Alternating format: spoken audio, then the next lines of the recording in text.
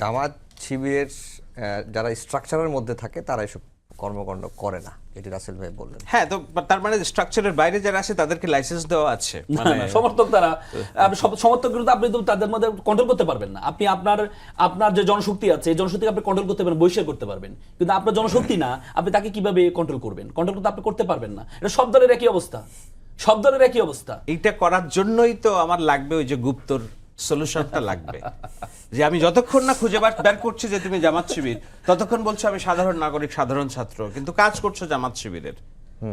ওইখানেই তো আমি তো বললাম জ্বর কোনো রোগ না, জ্বর হচ্ছে রোগের পেছনে আরেকটা বড় রোগ আছে।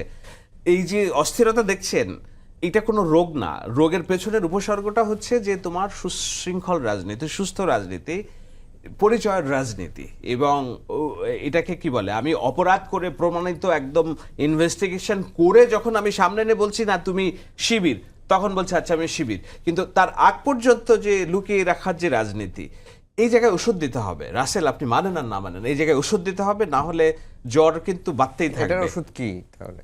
এটা দলীয়ভাবে জামাতকে এগিয়ে আসতে হবে। আচ্ছা, ধরেন তাদের এই ওপেননেসকে, তারা তো তাদের গণতন্ত্রের বাইরে অনেক কাজ করেছে, এই নির্বাচনে করেছে না। আজকে যে জামায়াতের নারী কর্মীরা টকশোতে এসে হিজাব ছাড়াই কথা বলছে, মানে হিজাব সহ চেহারা দেখিয়ে, এটা কি আপনি 2 মাস 5 মাস আগে কল্পনা করেছেন কখনো?